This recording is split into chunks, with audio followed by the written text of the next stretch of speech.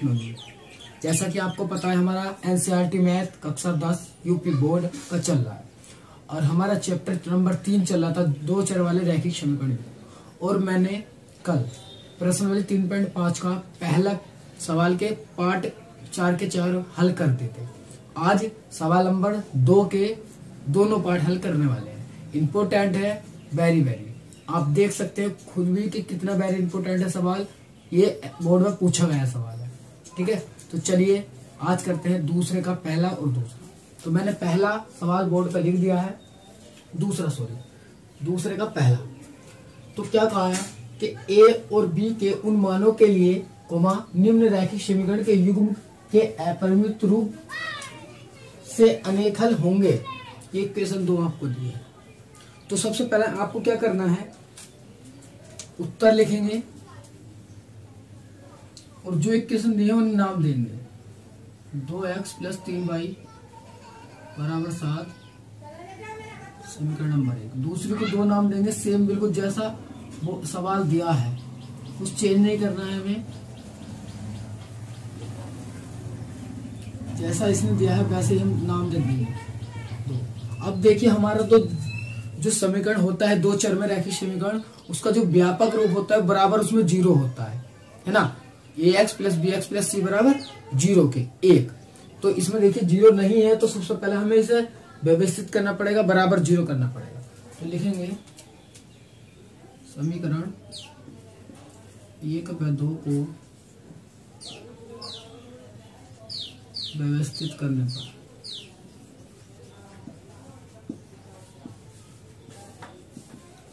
करने पर आप व्यवस्थित कीजिए। देखिए 2x + 3y = 7। 7 को इधर ठाके लाइए। 2x + 3y - 7 = 0। समीकरण नंबर आ गया 3। अब इसे करेंगे, इसे लिखिए a - b (1x + a + b (1y)। ये इधर है, इधर लाइए इसे। तो ये माइनस का आएगा क्योंकि प्लस का 3 है, ये माइनस का आएगा क्योंकि इधर प्लस है, तो प्लस का 2 है, इधर माइनस का है तो इधर प्लस का आएगा बराबर 0। समीकरण नंबर 4। मेरी नई इक्वेशन आ गई व्यवस्थित होकर 3 और 4। अब 3 और 4 की हम तुलना करेंगे। चलिए करिए। समीकरण 3 और 4 की तुलना व्यापक समीकरण a1x + b1y + c1 = 0 है, a2x + b2y + c2 = 0 से करने पर कर दो तुलना।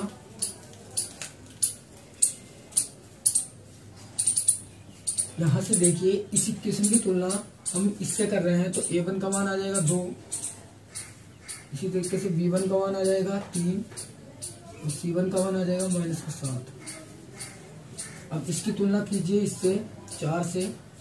a2 का मान आ जाएगा a - के b, b2 का मान आ जाएगा a + के b और c2 का मान आ जाएगा -3 है, -के b + के 2। ये मान आपके आ जाएंगे। ठीक है, ये हमारे मान आ गए सारे। अब देखिए उसने एक कंडीशन दी थी कि रैखिक समीकरण के युग्म के अपरिमित रूप से अनेक हल है। तो हम जानते हैं, चूंकि लिखेंगे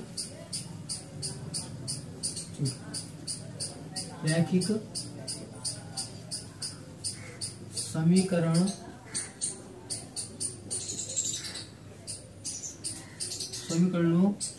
के युग्म के अपरिमित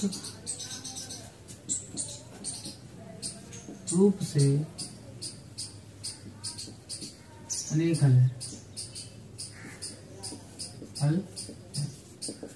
अनेक हल के लिए का के लिए।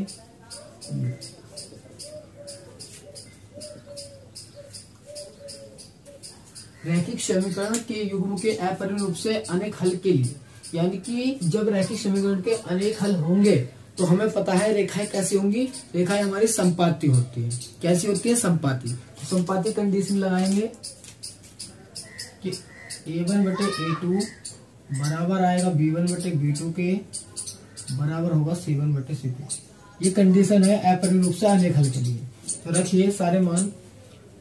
a1 का मान आपके पास है 2, a2 का मान है a माइनस b बराबर, b1 का मान है आपके पास 3, b2 का मान है a प्लस b, c1 का मान है आपके पास -7, c2 का मान है ये माइनस के 3a माइनस के b और प्लस के 2। ये मान है, ये कंडीशन फॉलो हो गई। चलिए अब क्या करना है आपको, देखिए इसमें क्या करेंगे आप, इसे ये तीनों बराबर हैं, आप इसे से भी ले सकते हैं और इसे से भी ले सकते हैं, है ना। तो मैं क्या करता हूँ, इन दोनों को ले लूंगा और फिर उसके बाद इसको ले लेंगे, ठीक है। तो आप किसी को भी ले सकते हैं, उससे कोई प्रॉब्लम नहीं है, इसे से लिख के इसे से ले लेंगे। चलिए लिखेंगे पहले या दूसरे से, यानी कि ये वाला ले रहे हैं 2 बटे a माइनस बी बराबर 3 बटे a प्लस बी। इधर जाएगा इधर जाएगा, तो इधर गया तो 2 हो जाएगा 2। चलिए इधर से करिए क्योंकि बड़ा सवाल है, नहीं आएगा फिर। 2a प्लस बी बराबर 3a माइनस बी। इधर लिख के जाइए, इसे अंदर खोलिए 2a प्लस के 2b, इसे खोलिए 3a माइनस के 3b, इसे इधर उठा के लाइए सबको। चलो ये इधर काट देते हैं, 2a प्लस के 2b ये माइनस के 3a प्लस के 3b बराबर के 0 आ गया। ये देखिए 2 है और ये 3a है माइनस के, तो बच्चे माइनस के a, ये हो गए प्लस के 5b बराबर के 0। समीकरण नंबर आ गई न्यू, यानी कि 5 नाम दे देंगे। अब आपने ये और ये लिया था, आप इसे और इसे ले सकते हैं, या इसे और इसे ले सकते हैं, इच्छा आपकी है, चाहे जिसे आप ले लेंगे, कोई प्रॉब्लम नहीं है इसमें, ठीक है। तो चलिए मैं पहला और तीसरा ले रहा हूं, या दूसरा और तीसरा ले लेंगे, ठीक है। चलो दूसरे या तीसरे से, चलो चलिए पहला और तीसरा आसान होगा, पहला और तीसरा लेते हैं, पहले व तीसरे से, है ना। चलिए 2 बटे a माइनस बी बराबर माइनस के 7 बटे माइनस के 3a माइनस के b प्लस के 2। तिरछी गुणा कीजिए इधर इधर, तो ये हो जाएगा 2 बाहर माइनस के 3a माइनस के b प्लस के 2, ये -7 बाहर, ये माइनस b। चलिए अंदर गुणा कीजिए, ये हो जाएगा 3 दूनी 6a, हो जाएगा 2b, हो जाएगा प्लस के 4 बराबर, हो जाएगा माइनस के 7a minus minus plus 7b। इसे इधर उठा के लिए ये माइनस के 6a माइनस के 2b प्लस के 4, ये प्लस का 7a आएगा, ये माइनस के 7b बराबर के 0 हो गया। चलिए यहाँ से हल करूंगा आगे मैं, इधर से है ना। चलिए ये देखिए 7a है 6 है, बचा a, और ये 7 भी है, ये माइनस के 2 भी है, तो हो गया माइनस के 9 भी, और ये 4 है प्लस 4 ऐसे बराबर का 0। अब a माइनस के 9 भी ऐसे ही, ये माइनस इधर चलाएगा 4, समीकरण नंबर 6 आ गई।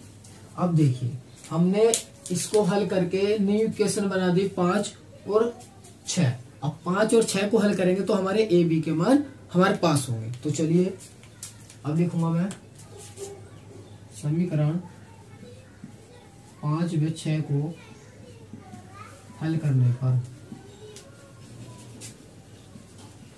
क्या करने पर, हल। चलिए हल कीजिए, तो 5 क्या है, ये रही माइनस a प्लस के 5b बराबर के 0। 6 कहाँ, ये रही a माइनस के 9b बराबर माइनस के 4, ये थी हमारी 5, ये थी हमारी 6। अब देखिए इसे विलोपन विधि से हल कर रहे हैं, तो ये हमारे जोड़ने पे कट जाएंगे। क्या करने पे? जोड़ने पे। तो जोड़ दीजिए, जोड़ने पे कट गया। इसे और इसे जोड़ूंगा तो माइनस के कितना मिलेगा? 4b। यहाँ से इन दोनों को जोड़ूंगा, माइनस का 4 मिलेगा, 4 से 4 कैंसिल और माइनस से माइनस कैंसिल। तो b बराबर आ गया हमारा 1। b का मान समीकरण देखिए b का मान कहाँ रखना है आपको, ध्यान से देखना है। हमारी इक्वेशन 5 और 6 बनी थी, 5 और 6, इसमें या इसमें, दोनों में से किसी में भी रख देंगे, आपका आंसर आ जाएगा। किसी में भी, ये नहीं कि इसमें रखना है। ठीक है, चलिए मैं 5 में रख रहा हूं। 5 में रखने पर तो रख दीजिए, 5 क्या है?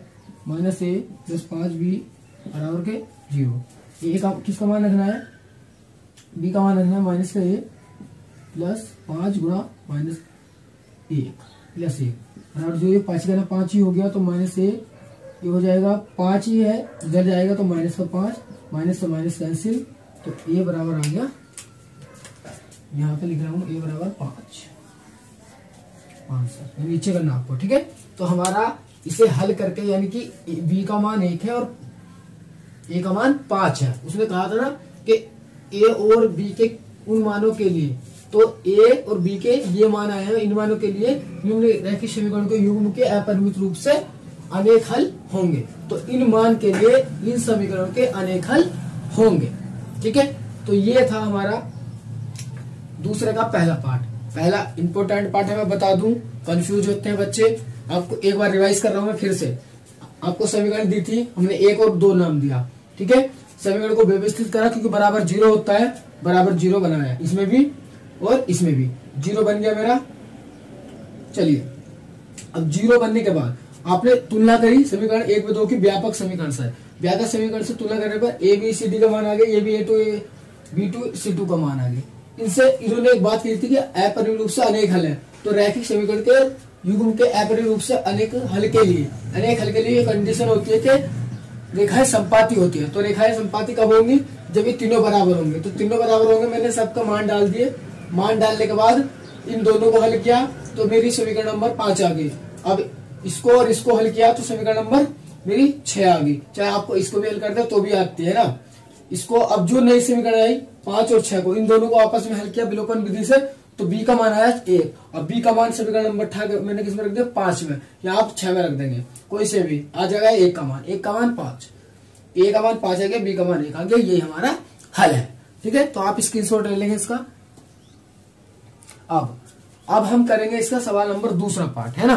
तो ये पार्ट इंपोर्टेंट था, आप जरूर देखो, एक बार में नहीं होने वाला, मैं बता दूं पहले ही। आप कॉपी में 102 बार इसे हल करेंगे और फिर उसके बाद ये आपसे आ जाएगा, फिर कभी नहीं बोलेंगे आप इसे।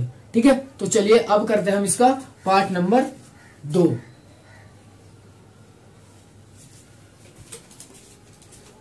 चलिए, तो अब करते हैं इसका दूसरा सवाल। ये दूसरा पार्ट, इसमें क्या कहा है? के किस मान के लिए, यानी कि आपको के का मान निकालना है। निम्न रैखिक समीकरणों के युग्म का कोई हल नहीं है, यानी कि निम्न जो नीचे आपको रैखिक समीकरण दिए हैं उनका कोई हल नहीं है। ये आपको 2 रैखिक समीकरण युग्म दिए हैं। चलिए, आपको सबसे पहले क्या करना है, देखिए, उत्तर लिखेंगे और आपको जो इक्वेशन दिए उन्हें नाम देंगे। x बराबर 1, समीकरण नंबर 1 दे देंगे नाम ऐसे ही, 2k - 1 x plus k - 1 by बराबर 2k प्लस 1, समीकरण नंबर 2। सेम टू सेम नाम दिए, कुछ नहीं करा अभी मैंने। आप क्या करना है, आपको व्यवस्थित करना है, क्योंकि मेरी जो 2 चर में रैखिक समीकरण का व्यापक रूप होता है उसमें बराबर 0 होता है। क्या होता है? 0। तो इसमें 0 नहीं दिया है तो हमें बनाना पड़ेगा। चलिए लिखेंगे, समीकरण 1 व 2 को व्यवस्थित करने पर, व्यवस्थित करेंगे, पहले 1 को करेंगे तो 1 उठाएंगे, 3x प्लस वाई बराबर के 1। अब 1 इधर लाइए तो 3x प्लस वाई माइनस 1 बराबर के 0, समीकरण नंबर 3। अब इसको उठाइए, 2k - 1x k - 1 bracket Y बाहर बराबर 2k प्लस 1। अब इसे हटा के लाइए तो 2k माइनस 1 ब्रैकेट बाहर x k माइनस 1 y, ये दोनों प्लस के माइनस का आएंगे, 2k माइनस 1 बराबर 0। समीकरण नंबर 4। और समीकरण नंबर 3 की और 4 की कंपेयर करेंगे, a1 a2 के मान निकाल लेंगे और उसके बाद हम उसमें इक्वेशन में अपनी रख देंगे, किसमें, जो इसने फॉलो करने के लिए कहा। चलिए लिखेंगे समीकरण 3 व 4 की तुलना व्यापक समीकरण a1x b1y प्लस c1 बराबर 0 व a2x b2y प्लस c2 बराबर 0 से करने पर। तो कर दो तुलना। देखो तुलना करते कैसे है, एक बार और फिर से बता रहा हूं। इसकी तुलना हमें इससे करनी है, तो देखिए x है और इसका आगे a1 लिख दिया, इसका आगे क्या लिख रहा है 3, तो a1 का मान आ गया 3। इसी तरीके से b1 का मान आ जाएगा, इस पर रखिए 1 और c1 जो बचा c1 ही बचा माइनस 1। अब देखिए इसकी तुलना आपको इससे करनी है, तो देखिए x है, इसका आगे क्या लिख रहा है a2, इसका आगे क्या लिख रहा है 2k माइनस 1, तो a2 का मान आ गया 2k माइनस 1। इसी तरीके से b2 का मान आ जाएगा k माइनस 1 और c का आ जाएगा जो बचा माइनस के 2 माइनस का 1। सारे मान तुम्हारे पास आ गए। अब एक चीज कही है इसने कि निम्न रैखिक समीकरण के युग्म का कोई हल नहीं है, तो हम लिखेंगे जब रैखिक समीकरणों के युग्म का कोई हल नहीं है, तब देखो ध्यान से, यही कंडीशन मैंने है लिख दिया, कुछ नहीं करा, अपने पास से कुछ नहीं लिखा, ये था यही लिख दिया, बस जब लगाया और लिख दिया तब क्या होता है हमें पता है, a1 बटे a2 बराबर तो हो जाएगा b1 बटे b2 के, लेकिन बराबर नहीं होगा c1 बटे c2 के, क्योंकि जब रैखिक समीकरण का युग्म का कोई हल नहीं होगा तो रेखाएं हमारी होंगी समपाती, सॉरी समांतर की कंडीशन है ये, है ना। समांतर में पहला बराबर होता दूसरा तीसरा बराबर नहीं होता, पहला और दूसरा तो बराबर होते हैं, ये बराबर नहीं होता है, ठीक है। अब मान डाल देंगे, बात खत्म। चलिए a1 का मान 3, a2 का मान 2k माइनस 1, b1 का मान 1, इसका मान a2 का k माइनस 1, c1 का मान माइनस 1, c2 का मान माइनस 2 k माइनस 1। अब लिखेंगे पहले व दूसरे से, क्योंकि देखिए ये तो बराबर नहीं है, इसका तो कोई लेना देना नहीं है, मना कर दी इसने, बराबर नहीं है, तो ये दोनों उठा लेंगे।